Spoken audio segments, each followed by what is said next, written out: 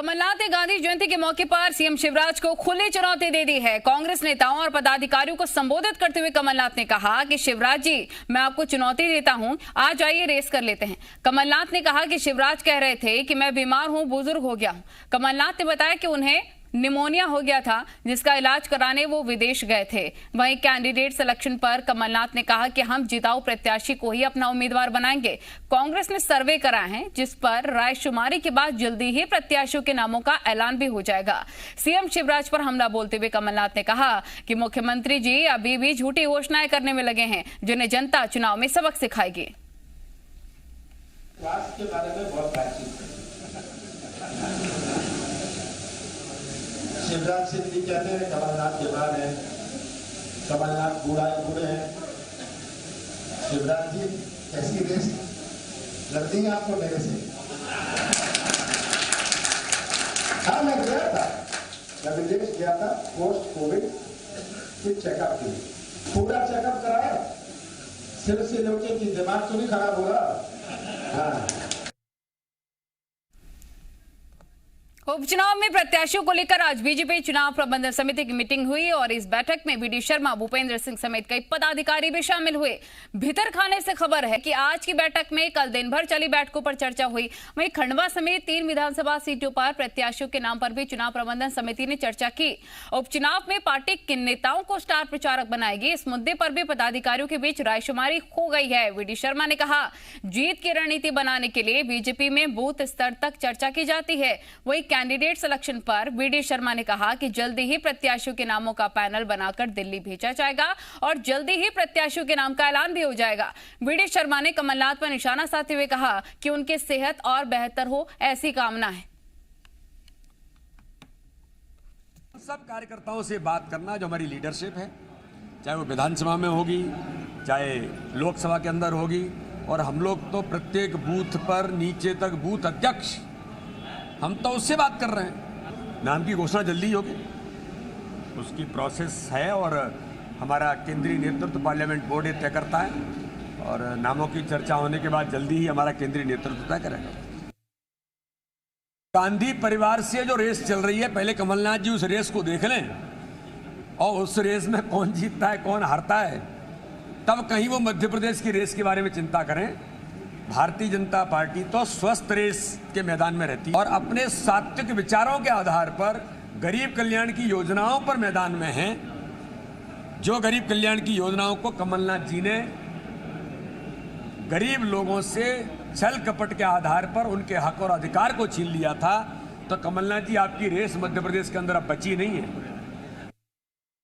वासु जी media reporter तमाम जानकारी के साथ हमारे साथ लाइव जुड़ गए हैं। वासु, आज बीजेपी चुनाव प्रबंधन समिति की मीटिंग हुई और इस मीटिंग में वीडी शर्मा, भूपेंद्र सिंह समेत कई पदाधिकारी शामिल हुए।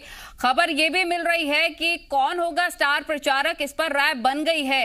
भितरकाने से क्या खबर है?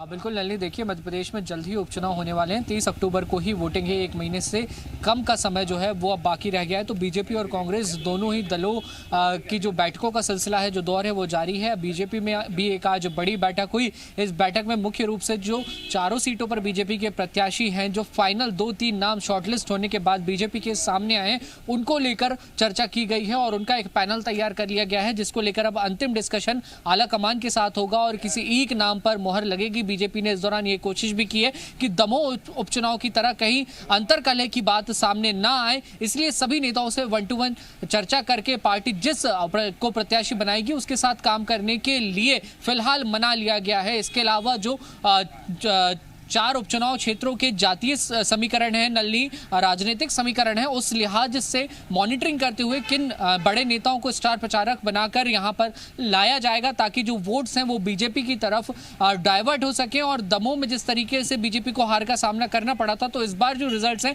वो बीजेपी के लिए बेहतर आए। मुख्य रूप से इन बिंदुओं पर इस पूरी बैठक में चर्चा हुई है। नलिनी, बिल्कुल वासु, और एक बयान भी पूर्व सीएम कमलनाथ की तरफ से आया था कि मुझे निमोनिया हो गया था, मेरी सेहत ठीक है। वीडी शर्मा ने उस पर भी कहा है कि मैं कामना करता हूं कि कमलनाथ की सेहत ठीक रहे। हालांकि ये तो नॉर्मल बयान था, लेकिन प्रत्याशियों के चयन को लेकर, क्योंकि उपचुनाव से पहले चुनाव करना, उम्मीदवारों का भी एक बहुत बड़ी फास्ट दोनों ही पार्टियों के लिए आती नजर आ रही है, इस पर कब तक पूरी तरह से मोहर लग सकती है, क्या जानकारी?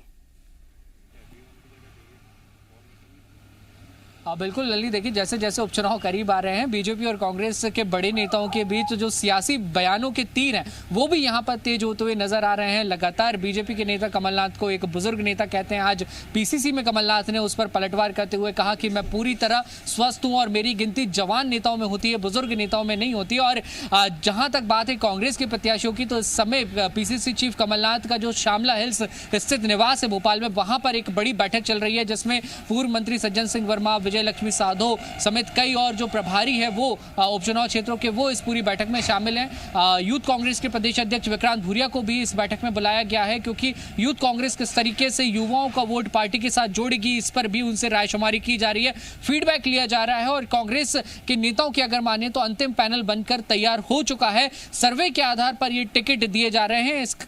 इसकी जानकारी खुद कमलनाथ ने भी आज जब वो पीसीसी में मीडिया से बात कर रहे थे तब उन्होंने खुद इस बात की जानकारी दी है। और जल्द ही यानी कि 2 से 3 दिनों में कांग्रेस जो है वो अपने प्रत्याशियों का ऐलान कर देगी। और दमोह के चुनाव की तर्ज पर ही कांग्रेस इस चुनाव को लड़ रही है, यानी कि जो माइक्रो मैनेजमेंट और बूथ मैनेजमेंट पे फोकस कांग्रेस का दमोह चुनाव में रहा था, कुछ ऐसे ही इन 4 उपचुनावों में देखने को मिलेगा। और कांग्रेस की पूरी कोशिश है कि दमोह की सफलता को इन 4 उपचुनाव में भी दोहराया जाए, क्योंकि कहीं ना कहीं ये जो चुनाव है ये सत्ता का सेमीफाइनल है। और जो पार्टी इन चुनावों में बेहतर प्रदर्शन करेगी, एक बड़ा मैसेज आने वाले नगरीय निकाय चुनाव से पहले और विधानसभा, हमने सर्वे करा लिया है, जल्दी फैसला ले लिया जाएगा, लेकिन खींचतान टिकट को लेकर है कांग्रेस के भीतर, ये साफ नजर आ रहा है। बहुत शुक्रिया वासु तमाम जानकारी साझा करने के लिए।